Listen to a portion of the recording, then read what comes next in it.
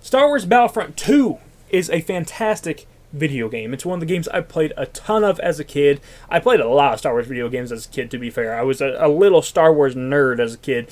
But Battlefront 2 blew my mind because it had a fantastic galactic conquest mode. The maps were fantastic, and not only that, but you could actually finally play as the Jedi. You can finally play as a Sith. You can finally play as the heroes in this Star Wars Battlefront game. How's it going, everyone? My name's Calumity, and today we are obviously talking about Star Wars Battlefront 2, the original Battlefront 2, the good old one that had the story about the 501st Legion clones, and honestly, it was a pretty good story, I gotta say. Even going back and replaying it and seeing the story again, I actually like the way that the story is set up quite a bit, especially because they do some fun things with the story that you don't really see in any other Star Wars video game. For example, you get to see the stormtroopers fighting the droids at one point, which is a really cool idea. I really love that level. You get to go on Mustafar as the stormtroopers and take out droids, which is really fun. You also get to be Anakin Skywalker and go inside the Jedi Temple and take out the Jedi, which is really cool. And the entire story is about Anakin Skywalker's basically main troops, you know, his 501st Legion troops, and how they survived through the war against the droids and, you know, the fall of the Jedi, and how they even turned into stormtroopers and even took on, at one point, more clones on Kamino to stop, basically, the Kaminoans from making more clones to attack the Empire. So there's even clones fighting clones at one point. It's a very crazy story. It's very well done. Unfortunately, as I always have to say with these older Star Wars games, it's non-canon, but it's still worth playing because it's a very well-made game. If you played Star Wars Battlefront 1, you already know what to expect, but if you haven't, it's basically a fun shooter game where you play either third-person or first-person. You can swap between the two of them. You select your class, and you go onto a battlefield, and you try to capture command posts. Each command post will take over a small area of the map, and if you capture them all, then the game will start a countdown, and if the enemy can't capture them in that time, then they will lose. Or you can just wipe out the entire enemy team, and they'll have no reinforcements left, and you can also win that way. So you get a couple of choices there. It's a very simple shooter. It's a very simple way of having it set up, but it's very fun. And this game did add a few twists on the normal gameplay as well. For example, you can get award rifles in this game for doing different things, whether it be headshots or something like that. You will actually get a award rifle. You know, it can be an award pistol, for example. You can get an award blaster rifle that will be 3-round burst and just more powerful in general. You can get an award shotgun that's just more powerful. And I like that they actually added something to kind of reward you for how well you are doing in the game. You also get damage bonuses, I believe, and you get just a few other bonuses like that for doing well in the game. And that's a really cool idea. This one also does keep track of your stats, unlike the first game. So this one will actually pay attention to your player profile. You'll actually get like a rank, so you can get the actual captain rank, general, and all that stuff, which is pretty cool. And you actually get to see your KD at the end of each level. But if you're like me, you're going to use cheat codes. Because back in the day, you could use cheat codes. This was the days of cheat codes being a thing. When you would go to school, your book fair, and you would pick up a cheat code book. This was that era of gaming where you could go buy a cheat code book and you get just a bunch of cheat codes for a bunch of different PlayStation 2 games. And I always use the invincibility cheat code and the infinite ammo cheat code. To this day, I still use those two cheat codes. Why do I do it? Because it just makes the game, for me, a relaxing time. Basically, a relaxing just shooting gallery for me.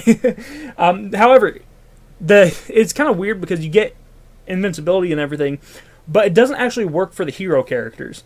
Because the hero characters work a little bit different. They don't have a health bar, they have a timer. And you have to basically keep filling that timer up by getting kills on the enemies. So if you go without killing an enemy for too long, you can actually still die as a hero. But you do have invincibility as a normal trooper. And just, you have to be careful when you're playing as a Jedi, a Sith, or, any of the other heroes' classes. But I gotta use those cheat codes, man. To me, it's a lot of fun just to use the cheat codes and just turning this game into basically a shooting gallery, okay? And here's the cheat codes right now. I got them memorized because I've used them so much at this point. If you want to use invincibility, it's up, up, up, left, down, down, down, left, up, up, up, left, right. And if you want infinite ammo, it's up, down, left, down, left, down, left, down, left, right. So there you go. There's some cheat codes for you if you need to use them. But yeah, I love this game. I love the Galactic Conquest mode in this. They absolutely made the Galactic Conquest just bigger in this game.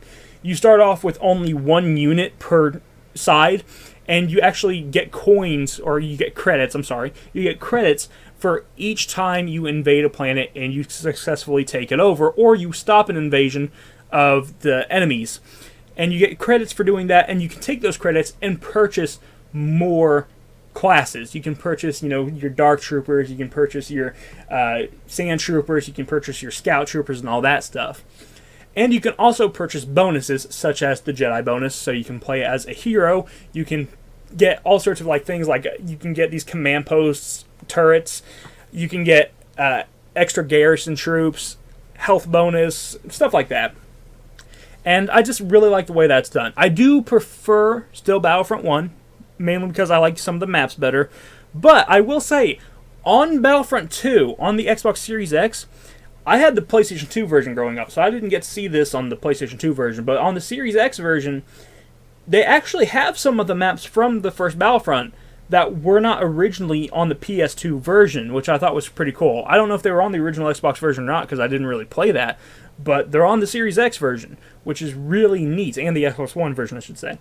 You get to actually, you're able to play on Bespin, for example. Bespin City, I don't believe was in the original one. I don't believe it was. And Renvar, you get the 2 Renvar maps, which I also don't believe were in the original Battlefront 2 on PlayStation 2. Maybe I'm wrong, but I do not remember those ones being in it. So that's kind of interesting and cool. I'm glad that they did that. And one thing I know for sure wasn't in it was the fact that you can actually do it's basically like a hero battle, I guess you could call it, and you can do it on Yavin on this one.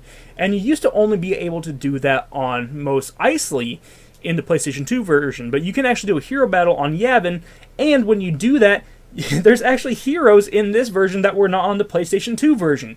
You can play as Kit Fisto if you are playing as, the light-sided characters, or if you're on the dark side, you can play as a Sage Ventress. And she has this, cool nunchuck lightsaber, and she has, throwing stars and stuff, which is just insane. Really fun, though. Really well done, and just really cool.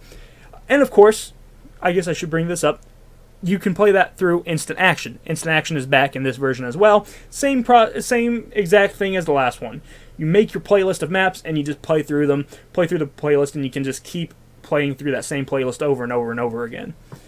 But yeah, there's a lot of good stuff in here. There's a lot of stuff that it feels like an upgrade from the original PlayStation 2 version, which is honestly really cool to see even. Like I said, I don't know if these were on the original Xbox version or not. I didn't have that version. I had the PlayStation 2 version growing up, and I know for a fact that Sage Ventress and Kit Fisto were not in it. So that's just a really cool thing to see. But overall, you need to play Star Wars Battlefront 2. If you haven't played Star Wars Battlefront 2, you are missing out. People love the space battles even on this. The space battles, I think, were something that a lot of people remember Battlefront 2 for. Me personally, I kind of got tired of space battles because in Galactic Conquest, you would get stuck in them over and over and over again. But they are still fun in, short bursts. I don't want to do 5 space battles in a row, but doing one every, I get one every 4 matches, I'd say, is fine, because at least then it's changing it up a little bit. But when it's just space battle after space battle, that isn't my thing. That personally isn't my thing. But yes, you need to go play Star Wars Battlefront 2. It's a fantastic game. It still is a fantastic game.